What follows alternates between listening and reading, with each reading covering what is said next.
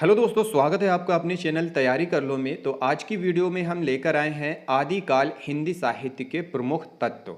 तो ये आदिकाल के महत्वपूर्ण तत्व हैं जो कि अक्सर परीक्षाओं में पूछे जाते हैं, बहुत ही महत्वपूर्ण है। तो पूरी वीडियो के साथ बने रहिएगा। और अगर आप इस चैनल पर नए हैं तो सबसे पहले चैनल को सब्सक्राइब कर लें, बेल आइकन प्रेस कर लें। इसके बाद चैनल के प्लेलिस्ट में जाकर आप यूजीसी नेट जेआरएफ से संबंधित कंप्लीट क्लास, मॉक टेस्ट, 50 और 250 महत्वपूर्ण प्रश्नों की सीरीज भी देख सकते हैं। आदिकाल। सराहपा को हिंदी का प्रथम कवि माना जाता है। सराहपा को हिंदी का प्रथम कवि माना जाता है। इनके अन्य नाम सरोज वज्र, राहुल भद्र है। यह सिद्ध में सबसे पुराने हैं। सहजानियों की भाषा का संध्या भाषा है। सहजानियों की भाषा संध्या भाषा है। जो सहज ज्ञानी थे उनकी भाषा संध्या भाषा है। 14वीं शताब्दी में ज्योतिरीश्वर ठाकुर ने मैथिली भाषा में वर्ण रत्नाकर की रचना की, जिसमें 84 सिद्धों के नाम दिए गए हैं वर्ण रत्नाकर में।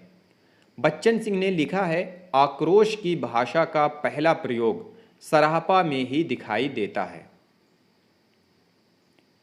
चर्यापद शबरपा की प्रसिद्ध पुस्तक है। चर्यापद के रचनाकार शबरपा हैं। सिद्ध साहित्य में दोहा कोश की रचना परिनिष्ठित अपभ्रंश में हुई है तथा चर्यापदों की रचना अवहट्ट में हुई है। 84 सिद्धों में लुइपा का स्थान प्रथम तथा सबसे ऊंचा माना जाता है। 84 सिद्धों में लुइपा का स्थान सबसे ऊंचा माना जाता है। कन्हापा सिद्धों में सबसे विद्वान व बड़े कवि थे। सिद्धों में सबसे विद्वान कौन था? कन्हापा। जीन दत्त सूरी द्वारा रचित उपदेश रसायन रास अपभ्रंश भाषा का सर्वप्रथम रहस्य ग्रंथ है। हिंदी का प्रथम ऐतिहासिक रास ग्रंथ पंच पांडव रचित रास है। राहुल सांकृत्यायन ने सराहपाद को हिंदी का प्रथम कवि माना है। राहुल सांकृत्यायन के अनुसार हिंदी का प्रथम कवि सराहपाद है। शिव सिंह सेंगर ने पुष्य को हिंदी का प्रथम कवि माना है। गणपति चंद्रगुप्त ने शालिभद्र शूरी को हिंदी का प्रथम कवि माना है। देवसेन कृत श्रावकाचार हिंदी की प्रथम साहित्यिक रचना मानी गई है। कौन सी? देवसेन कृत श्रावकाचार। इसमें 250 दोहों में श्रावक धर्म का वर्णन किया गया है। गोरखनाथ गोरखपंथ बौद्धों की वज्रयान शाखा से निकला हुआ माना जाता है। हिंदी साहित्य में षट चक्र वाला योग मार्ग गोरखनाथ ने चलाया था। गोरखनाथ को गोरक्षनाथ के नाम से भी जाना जाता है। नाथ संप्रदाय में जलंधर को बालनाथ भी कहा जाता है। मच्छिंद्रनाथ का वास्तविक नाम विष्णु शर्मा माना जाता है। इनकी लिखी संस्कृत पुस्तक काल ज्ञान ज्ञान ज्ञान निर्णय का संपादन प्रबोध चंद्र बागजी ने किया था। नाथों की संख्या 9 मानी गई है। कौन सी? नाथों की संख्या कितनी? 9 मानी गई है। गोरक्ष सिद्धांत संग्रह में 9 प्रवर्तकों के नाम इस प्रकार हैं: नागार्जुन, जड़भरत, हरिश्चंद्र, सत्यनाथ, भीमनाथ, गोरखनाथ, चरपट, जालंधर, मलया, अर्जुन। आचार्य रामचंद्र शुक्ल ने रासो साहित्य का विवरण वीरगाथा काल के अंतर्गत दिया है। किसके अंतर्गत? वीरगाथा काल के अंतर्गत। हजारी प्रसाद द्विवेदी ने पृथ्वीराज रासो को शुक शुकी संवाद के रूप में रचित माना है। दलपत विजय ने 9वीं सदी में हुमान रासों की रचना राजस्थानी भाषा में की, जो प्रबंध काव्य है। नरपति नाल्ला बीसल देव रासों की रचना 1212 ईस्वी में की, जो 4 खंडों में रचित है। यह एक वीर गीत है। जगनिक ने परमाल रासों की रचना 1230 ईस्वी में की। परमाल रासों की रचना जगनिक ने 1230 ईस्वी में की, जो वीर रस से युक्त वीर गीत है।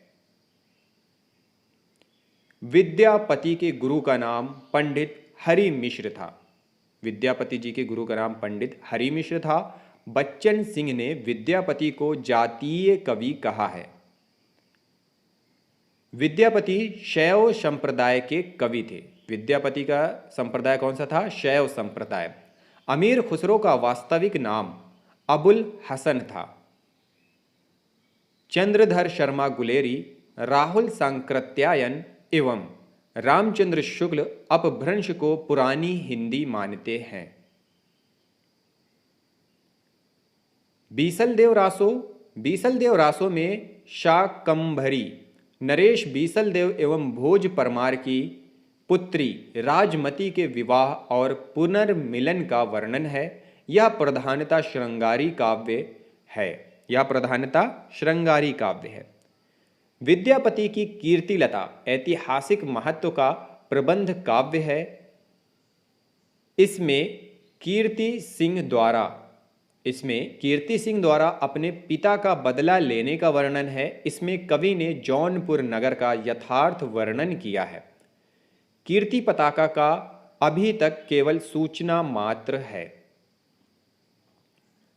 रोड़ाकृत राउल वेल गद्य पद्य मिश्रित चंपू काव्य है, जिसमें नख शिख वर्णन की श्रृंगार परंपरा का आरंभ होता है। विद्यापति ने अपनी रचना कीर्तिलता को कहानी कहा है। कीर्तिलता को विद्यापति ने कहानी कहा है। अलाउद्दीन खिलजी ने अमीर खुसरो को तोता-ए हिंद की उपाधि दी थी। तोता-ए हिंद की उपाधि अमीर खुसरो को किसने दी थी? अलाउद्दीन खिलजी ने। शिव सिंह सेंगर ने चंदवरदाई को छप्पय का राजा कहा है। छप्पय का राजा कौन है? चंदवरदाई किसने कहा है? शिव सिंह सेंगर ने। चंदवरदाई हिंदी के प्रथम महाकवि माने जाते हैं और इनकी रचना पृथ्वीराज रासो हिंदी का प्रथम महाकाव्य माना जाता है। चंदवरदाई की रचना पृथ्वीराज रासो। हिंदी का प्रथम 12 मासा वर्णन बीसलदेव रासो में प्राप्त होता है, जिसका प्रारंभ कार्तिक मास से होता है।